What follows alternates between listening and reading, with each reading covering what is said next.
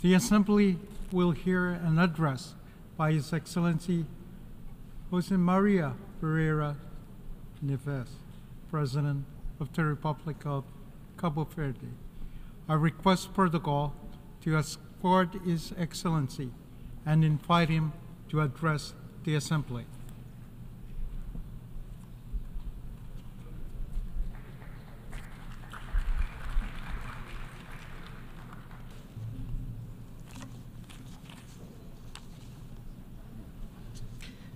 Excelências,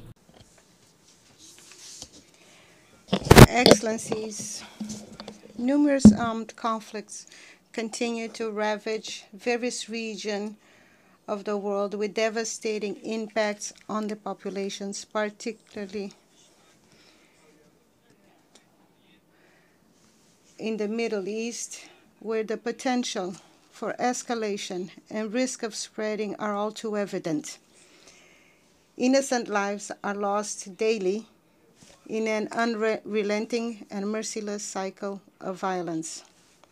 We urge all parties involved, alongside the international community and relevant organizations, to spare no effort to put an end to these conflicts, to commit to dialogue and uphold the values enshrined in the United Nations Charter, international law, and humanitarian law, thus allowing the gradual return to normalcy and the possibility of building a future free from the present-day destruction and indiscriminate death. Excellencies, at the national level, we remain committed to achieving the Sustainable Development Goals, the 2030 Agenda, and the African Union Agenda 2063.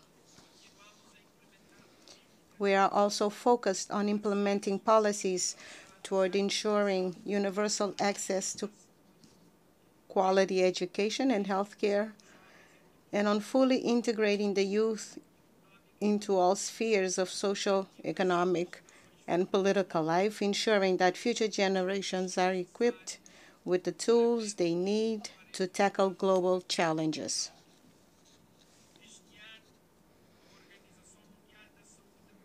This year, we proudly received a certification from the World Health Organization as a malaria-free country, a comforting and encouraging testament to our commitment to health and healthcare as a fundamental right for all. While many nations, especially in Africa, are still grappling with this terrible disease, we have a unique opportunity to eradicate preventable and treatable ailments. Ailments that have long plagued humanity, causing suffering, hindering progress, and trapping millions in poverty.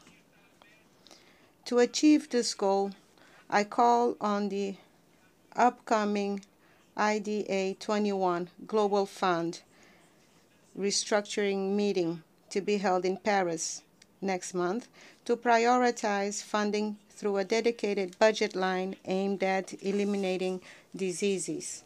Microbial pathogens and antimicrobial resistance also pose significant threats to global health.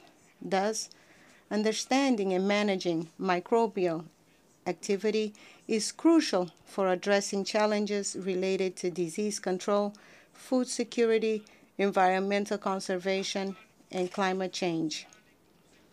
In this troubled and challenging international landscape, where multiple crises continue to impact people and the planet, I reaffirm Cabo Verde's firm commitment to being an active and constructive member of the United Nations and tirelessly championing the universal values contained in its charter. Among these crises, climate change disproportionately affects vulnerable nations, especially small island developing states.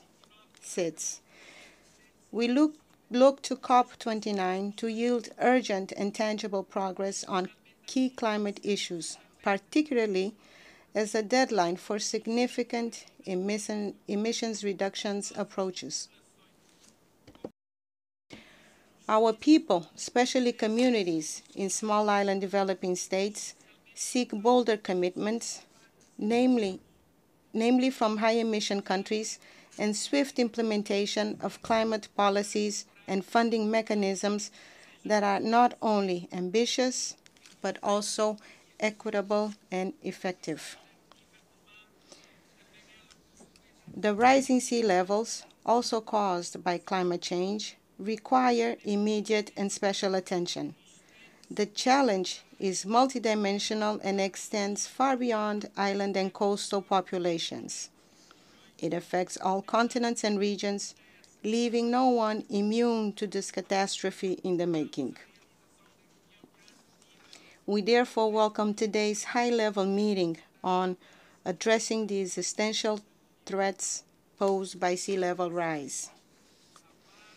Last year, on the sidelines of the 78th General Assembly, the Agreement on Biodiversity Beyond National Jurisdiction was opened for signature, representing an international milestone in the conservation and sustainable use of marine biodiversity in areas beyond national jurisdiction, that is, in the high seas, which constitute about 60% of the world's oceans.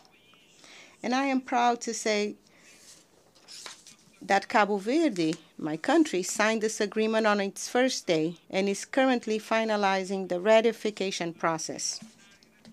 I call on all nations who have not yet done so to also sign and ratify this important instrument for the conservation of life in our oceans. As an ocean nation, Cabo Verde has a tiny land territory in comparison to the immensity of its maritime territory. Therefore, I did not hesitate to accept UNESCO's honorable invitation to become patron of the United Nations Decade of Ocean Science Alliance for Sustainable Development for 2021-2023. As an ocean nation, heavily dependent on marine resources, our role in the Ocean Decade focuses on local and global actions to promote sustainable ocean management.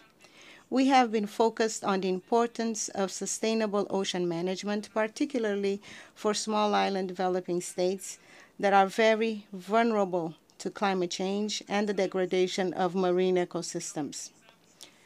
For 3 consecutive years, we have hosted international ocean conferences to foster partnerships between governments, the private sector, scientists, and civil society to advance ocean science and create innovative solutions to ocean challenges.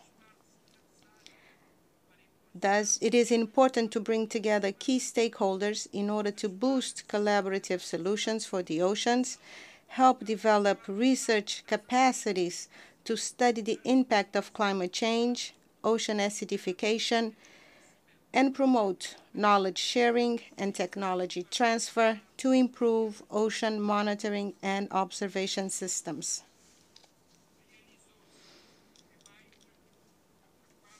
The 4th United Nations Conference on Small Island Developing States, SIDS, was successfully held last month of May. However, to ensure greater resilience and sustainability of small island developing states, we must urgently begin implementing the Antigua and Barbuda Plan of Action. Cabo Verde remains committed to playing an active role within the SIDS community, and in the first quarter of 2025, we will host a high-level meeting for the Atlantic, Indian, and South China Sea regions aimed at establishing a coordination mechanism for the subregion. At the SIDS-4 conference, we also expressed our readiness to host the 5th United Nations Conference on SIDS in 2034. As a small island developing state, we face substantial challenges that affect our macroeconomic systems. Even if we dedicated our entire state budget to sustainable development and climate action, it would still fall short of the necessary funding targets. In most small island developing states, this situation is exacerbated by a significant lack of capacity to navigate new financial tools. While reforms to the global financial architecture evolve slowly, there is an urgent need to accelerate development processes. We must swiftly and significantly scale up technical assistance and capacity building efforts in financing sustainable development to ensure that the global South is not left behind. We here welcome the recent approval of the Multidimensional Vulnerability Index, MVI, which is crucial, particularly for SIDS and other vulnerable groups, as it provides a comprehensive and differentiated way of assessing our development needs and challenges, thus enabling a broader and more accurate understanding of how various factors influence the development of countries.